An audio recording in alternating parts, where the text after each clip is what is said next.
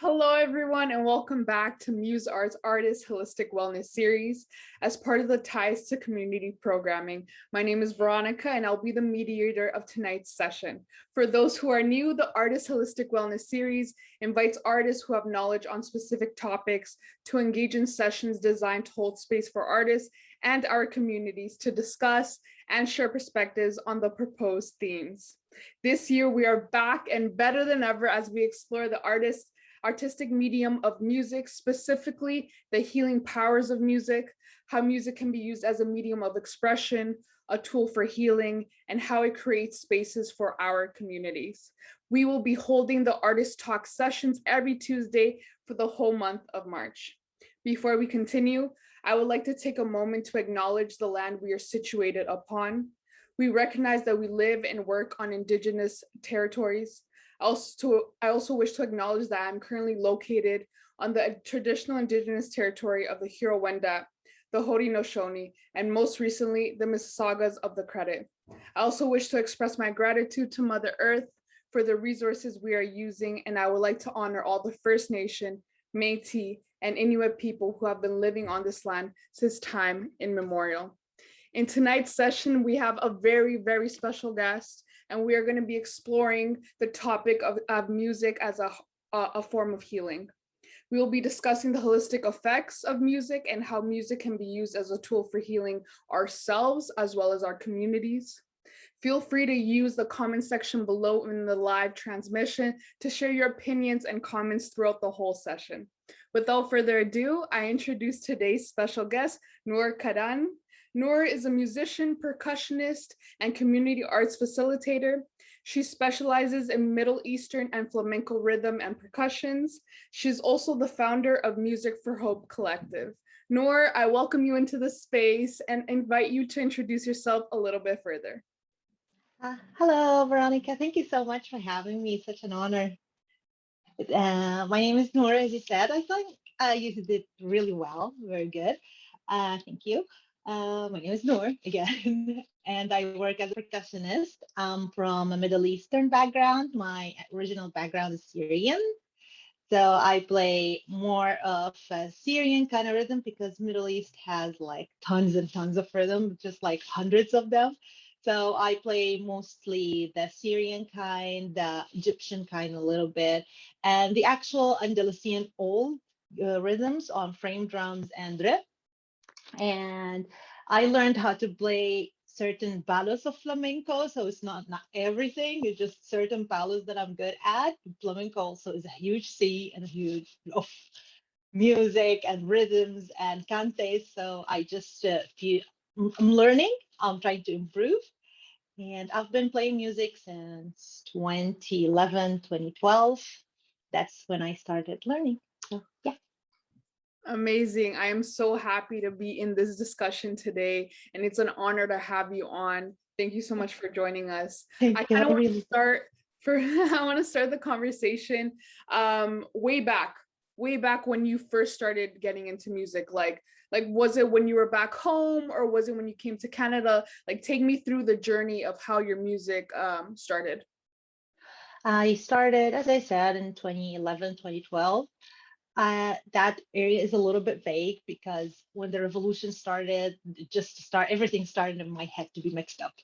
So I was a little bit older. I had my fears of just going into music. I was in my early 20s, I believe 22. So I had no idea what music is. I know what music is, but I didn't know that it's so complicated. And I thought to myself, the easiest thing to learn is percussion. It's just like the simplest thing. You just beat on a drum. And I started taking theory music, and then they started to teach me how to read a rhythm note. And I was so happy. I was afraid that I'm old, and everybody around me started saying, like, you're old, you're 23, 22, you can't be a professional, you can't make a living out of music, you just do it to have fun. But I was okay with it because I had so much bottled up inside and I needed a positive medium to get it out. I thought music is the only thing that will allow me to beat something legally. It's just a drum set. So I started to learn it and I fell in love more. And I learned that by just learning how to read it and being in a group setting where you play it with other people and other people understand you, it made me feel really happy. And on a contrary of everybody else said, I now when I'm in my 30s, I look back and I think I was young. I wasn't old playing music. So it was a blessing to go through this whole experience. It was very fun. Amazing. It's really nice to hear that you kind of beat that stereotype where first everybody thinking that, oh, you can't be a professional musician, especially when you grow up, right? Everybody thinks, Yeah. oh, you started off when I was 5. I've been playing Yeah. since I was 5, and evolutionally, like I just became better. But you tackled it on. You were not old, by the way. You were very, very young. And now I know that you look back and you're like, yeah, I was very young. And even right now, like I'm 20, right? So I just like Yeah. I see that I can even learn right now. Like sometimes there's things that I stop myself from doing because I'm like, I didn't start it young. What's the point of even starting now? Like, am I even gonna learn the same? Is it gonna feel the same? But just hearing your story, it's very inspirational to know that you can pick up something whenever you want, Yeah, right? legit, because yeah, this is what they told me. Your brain and your body is not equipped to do it. And some teachers even, because I'm also a female and back home in Middle East you don't see females doing the drums. I was another girl in the whole classroom, just two of us in whole Syria, just like playing the drum during the revolution and war. So it was like, what are these two doing? And it was, yeah, they told me like, one of my teacher told me, you're an idiot, you can't never get it, you will never get it, just quit, find another job. And I was like, I think that pushed me more because I wanted to prove that I can do it. And I think I proved that I'm good at it. I'm not bad, I'm good at it, I'm Of decent. course. Yeah, it Yeah, gave you that sense of motivation and you definitely proved them wrong. I mean, like look where you are now, right? exactly. That Yeah. step you needed to take. Yeah, yeah. Sometimes you have a calling and you just flow with it and just believe in yourself. It's not something complicated to learn in your 20. If you just practice and keep studying, you'll get it. It's not bad. It wasn't bad for me. Right, right. Thank God. Yeah. And now that you're like a master of the percussion and Oh, a thank you. musician, I want to know like have you like taught it? Like what was your inspiration between teaching the music form? Uh, I actually, I tried not to teach music directly in the sense of just like teaching a person how to read a note and stuff. What I do is I try to understand my medium better and take the best of it and convert it in a way that to give it to other people, that they can make music from the first session. They don't have to read a note, because a lot of people from my culture don't have to read a note, but they play music because they hear it by ear and just play it. So they learned how to play it. They learned how to make the sound on the instrument, and they don't officially read it. Like if you set a tablet next to them with all these complicated sheets, they will not understand that, but they know how to make that song if they heard it. So I took that plus my education, plus my experience, and I tried to put that together into facilitating music workshop to communities, especially for newcomers and refugee who has located into Toronto lately, because with music, it's a international language. Everybody understands music, no matter what the background is. They understand it. They know it. If they know how to make a beat, they know how to make a head, they know how to make strong, they know how to make it. They know it. Everybody knows it. So you don't have to explain that a lot. You just have to make it obvious for them. Like it's obvious now. Now they already. Oh, so that's it. So they try to mimic and they try to add from their background. So doing that, it was amazing to see how people take it and make it their own. It was so much fun to learn from them in the workshop of how they do it. And sometimes I just get inspired. like, this is amazing. I should really do that. So it's been fun. Wow, yeah, that sounds incredible. And just the fact that you can take your background of expertise and just mix it with different, like you said, you kind of mix flamenco into this. And like, how was Yeah. that experience of like mixing genres and like cultures? Arabs and Spanish have a long history. So they are well connected. It wasn't something that complicated to do. It was fun to learn how to do. It was amazing to perform it on stage. And it was very nice to see the cultural interaction between the two cultures. So whenever I'm performing on stage, just make it obvious for people that yeah, it's the same song in Arabic and it's the same song in Spanish. You see, it's the same. And we also added in Masir, we tried to add Persian and Indian to it because of the travel of music started from India and ended, I think, in Spain with that journey of the Silk Road. So people just took all their ideas, all their culture, all their understanding of music, and just improved it and developed that in exchange. So it's amazing to show people live on stage that this song can be sung in two, three different languages. It's the same song, it's the same structure, it's the same note, but you kind of hear it all over the place before internet existed, before telephone existed or radio, you hear it. So this is the only proof that people were only taking their music and exchanging and exchange the happy things, not the killing and the war and the anger. They only exchange art. So, and they take from each other really nice stuff and they keep it. The only thing that lives is art and music and happiness and food. So it's very fun. And I think the audience is happy to see that just manifest next to them or on stage, I think. Yeah, amazing. It's really really nice to see the interconnection between even continents, right? Like it's just amazing to see how music is a language for everybody, as you were saying. Like we don't need to speak to each other, but as soon as you show me a rhythm or a note, I can follow you, I can understand you. You know, it's a story Yeah, that you're telling me through the music. So yeah. it's really heartwarming to even know that and like see that in your performances. I Uh, kind of wanted to ask, like, how is it performing here in Toronto compared to like other countries or like back home? Like, what are the audiences like? What are the interactions like?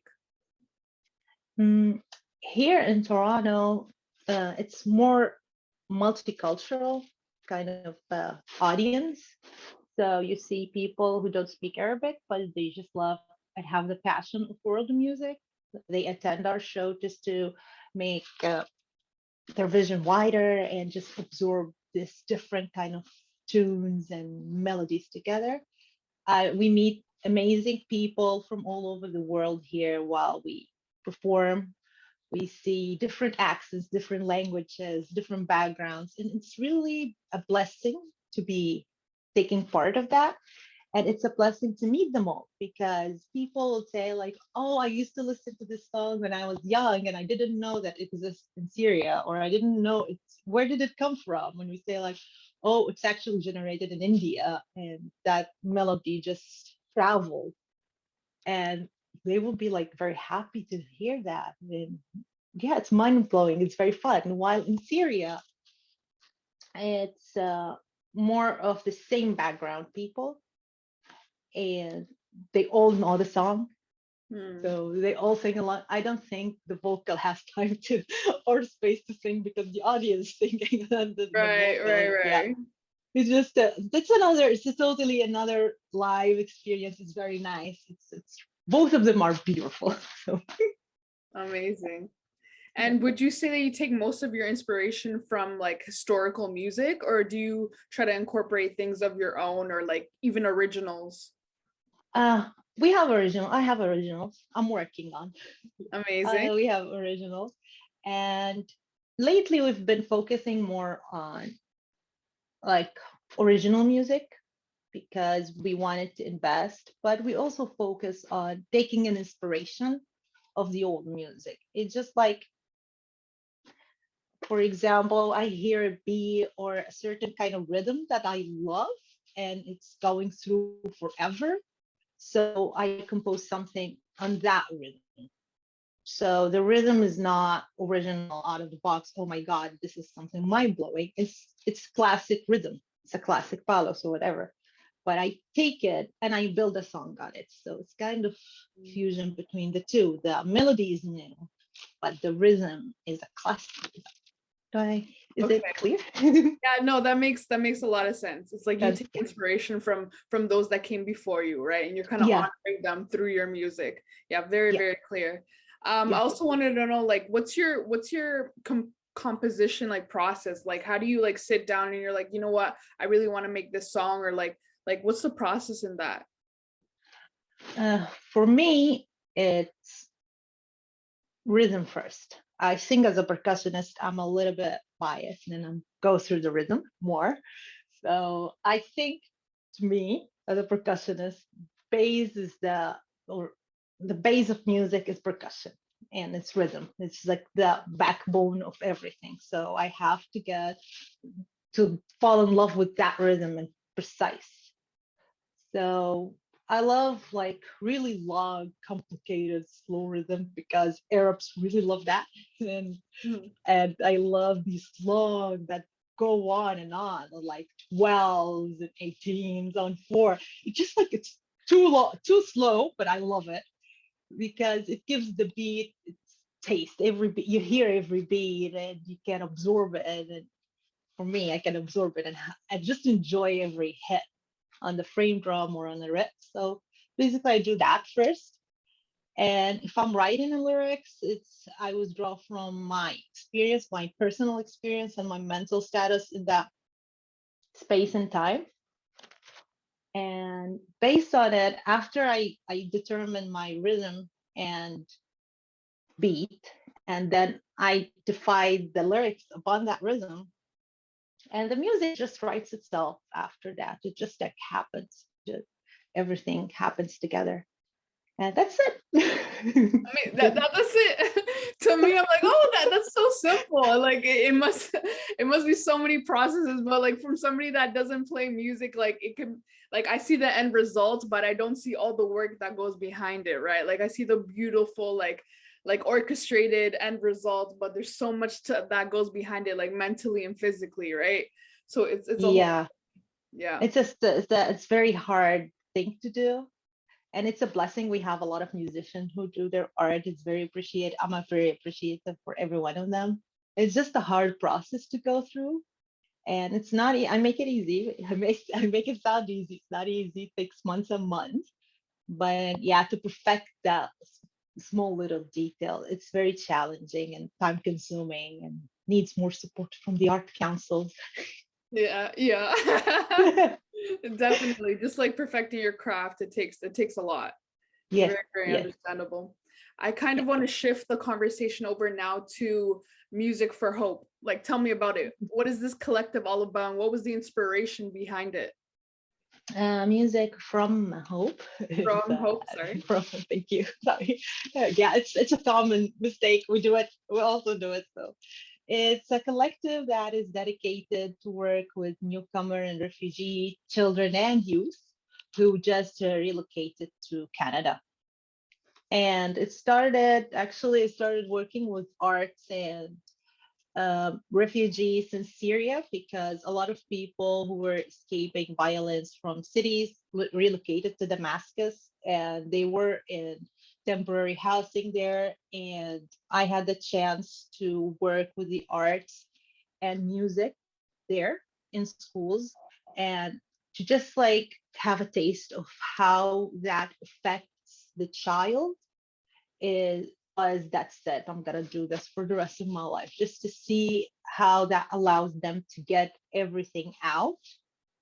I was like, yeah, I'm doing that for the rest of my life. I started by simple painting. I was young, I was in my 20, I think 2021. And we started with paintings and interactive theater. And then we started making a little bit basic music with them, just a song they know that we sing with them. Mhm. And that just opened my eyes that art can be healing, and it's a different medium to interact with kids who are experiencing trauma or have experienced trauma in a very challenging situation. And after that, I did the same thing in Lebanon, where I worked as a basically as a teacher. But what I did is I used music to teach children one, two, three, four, and then I made characters, and I turned the thing into fun and games. And in 2014, I think 14, I met the founder of Sounds of Change, which is a Netherlands uh, collective or non-for-profit who specifically work with art music in this medium of refugee and displaced children in the welcoming center. So that's when I officially started to learn how they do it in the rest of the planet. How do I do what I do? Can I bring music to children and under just like take what my education and just convert it to them. Yeah. So I learned that in Lebanon when I was working in Lebanon. I think I said that. And I started doing that since 2014. And when I hit the ground here in 2017, because I knew this is what I'm going to do since early 2011, Yeah. I just, the same week I landing, I got the business number. I just started to hit the, emails everywhere, just like, hello, this is my work and this is what I do. And the need here, the need is great because newcomer is it's a backbone of Canada because we are an immigrant country. So a lot of people here are from different backgrounds coming here, and children are the most affected with change. It's not easy for a child to leave country, come over here where we here speak English and French and they don't speak it.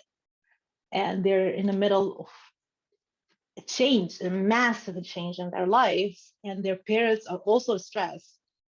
So you just need them to open up and meet other kids who are going through the same thing.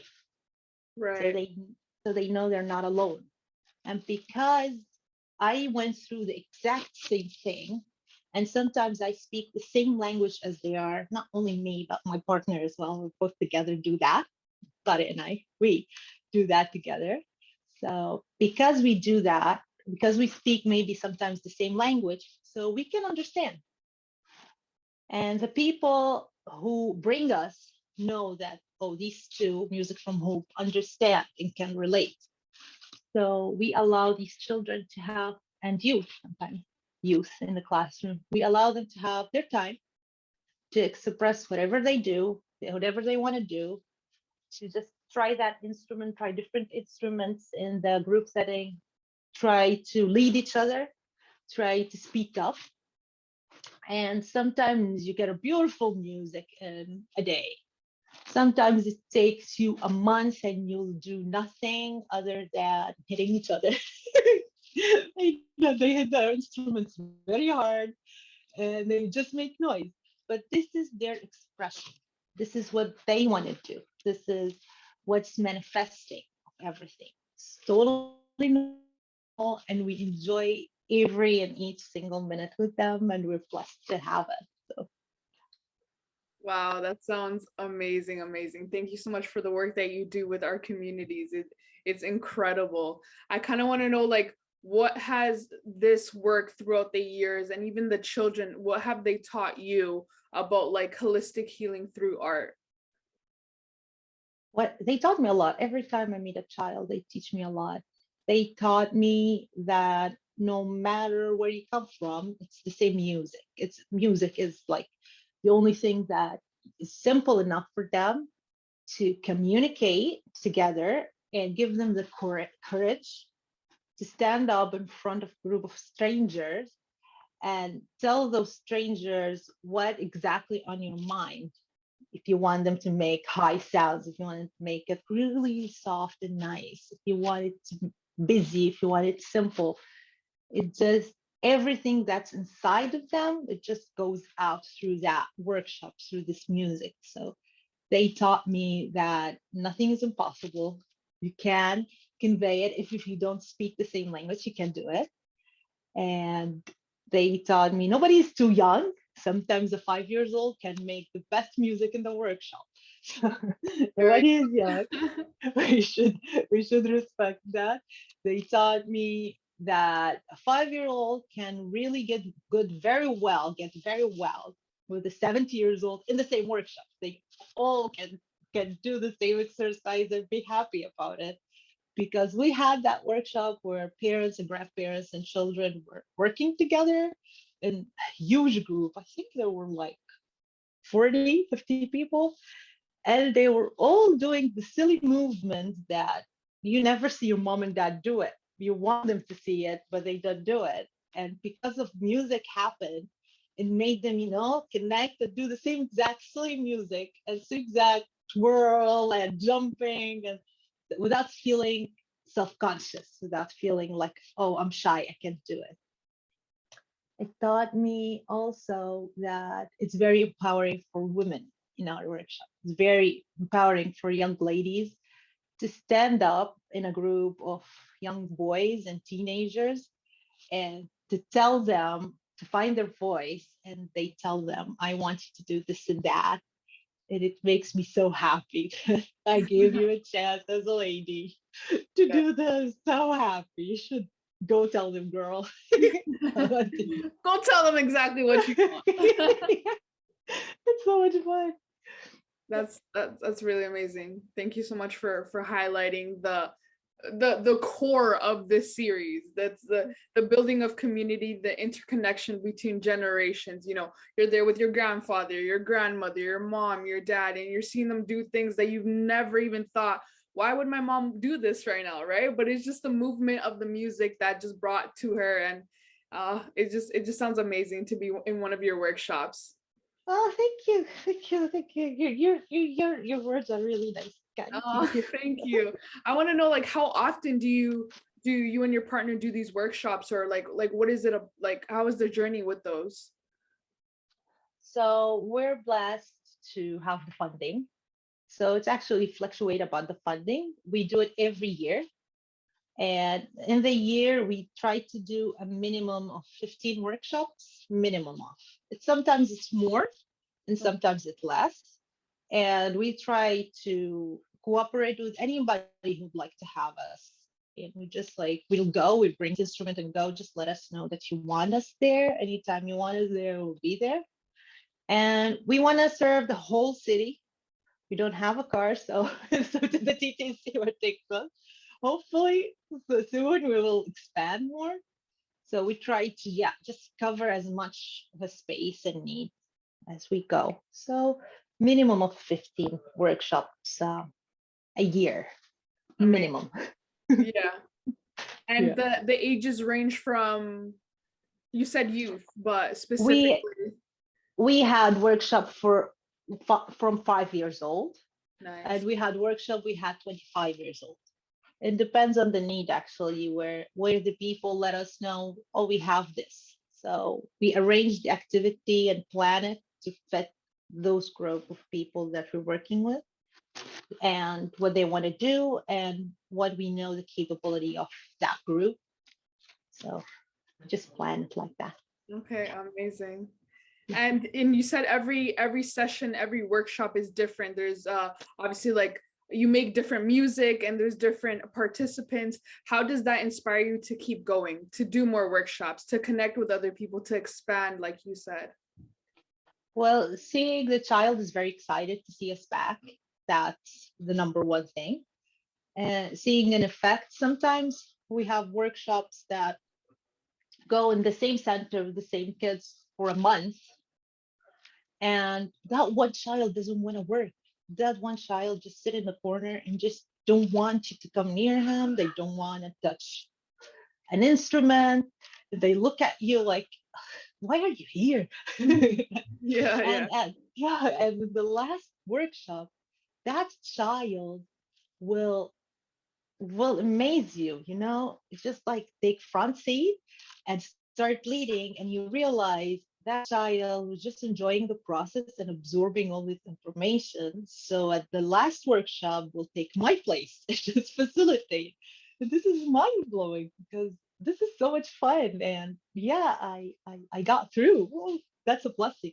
That's a blessing. Nice. So that also encourages the smiles and the happiness of them every workshop and the creativity, their creativity. We learned that not every instrument can be used as an instrument. It can be used the lightsaber. That's Yeah. fine. That's totally The fine. sword. Yeah, we had so many swords fight. That's Oh fine.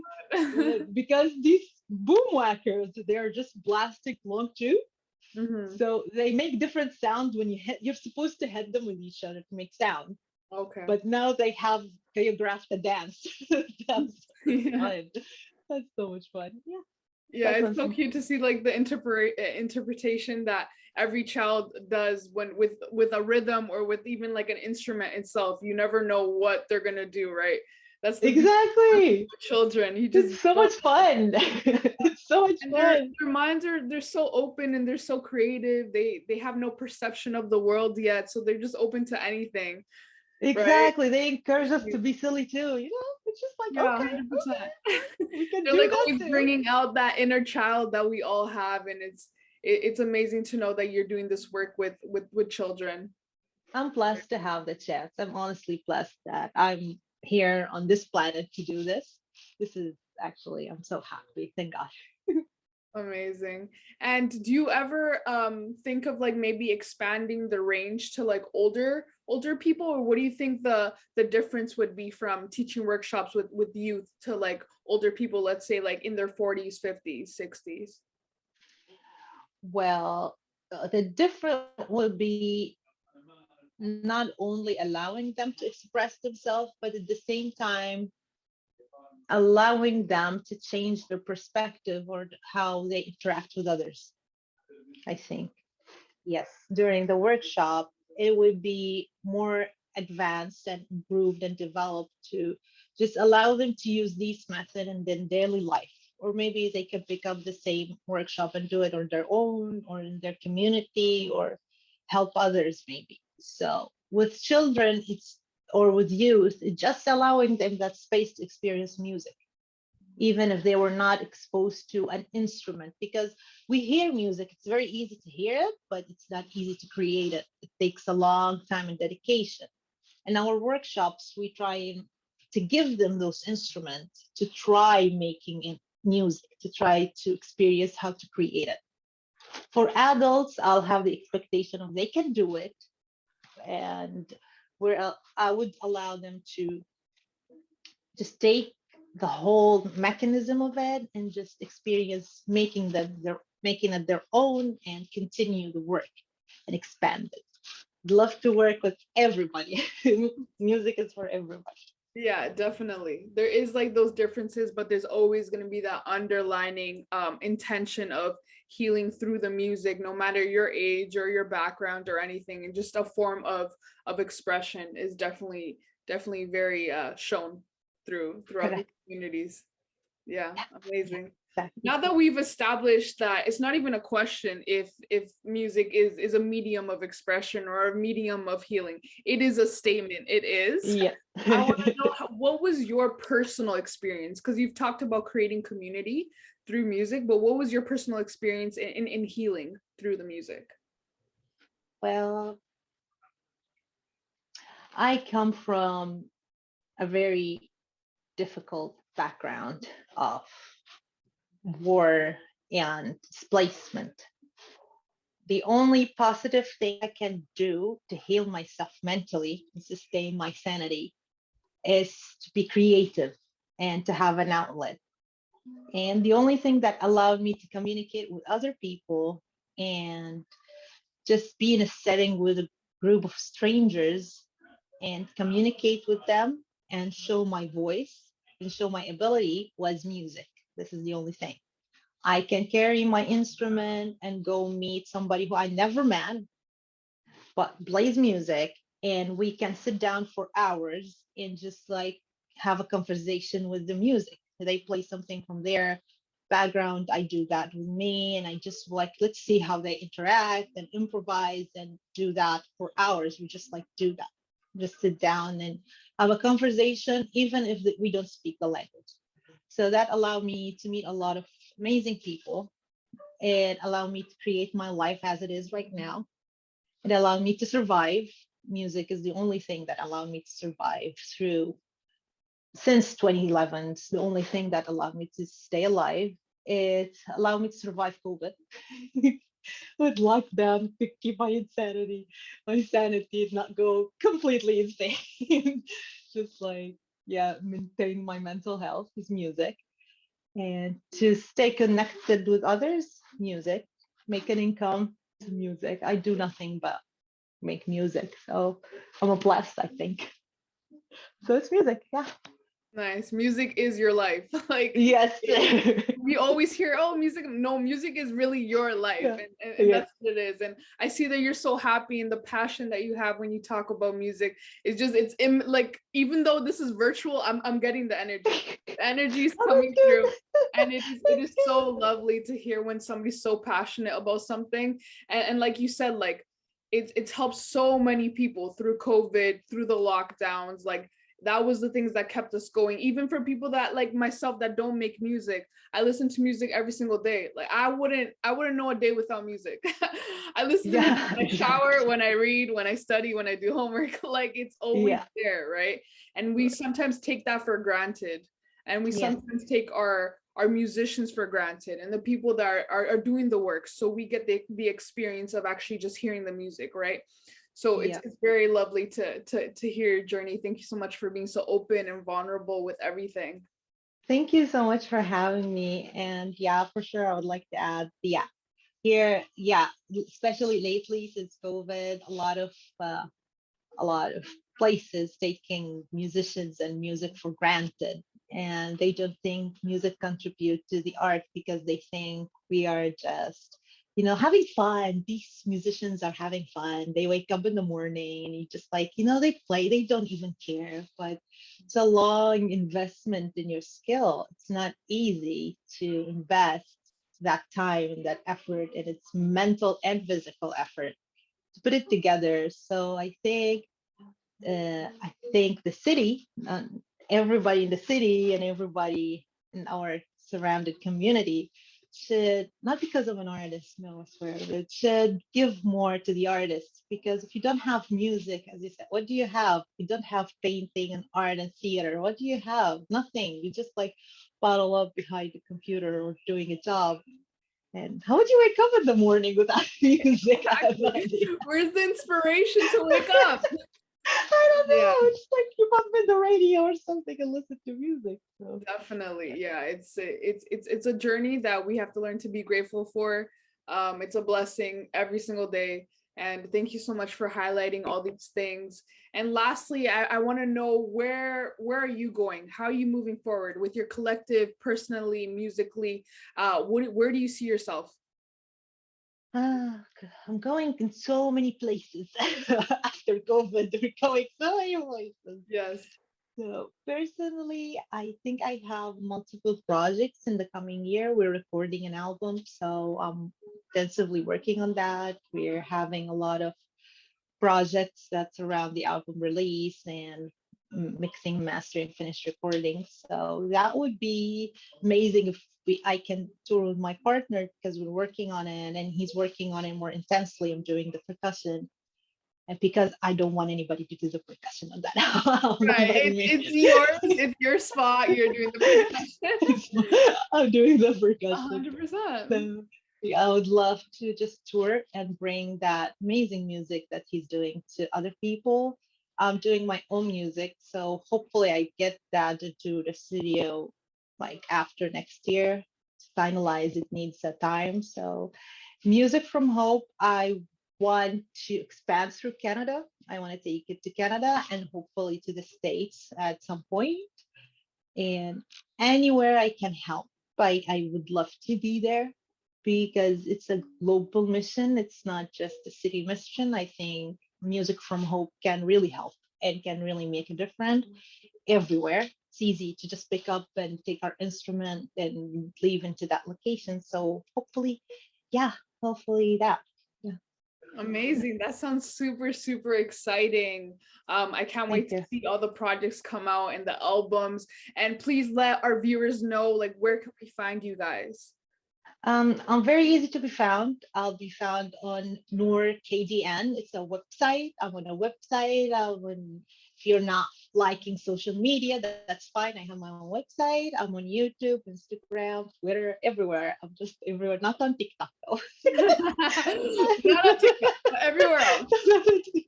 Everywhere else but TikTok. Okay. And I have a couple of projects for music. I work with Massive.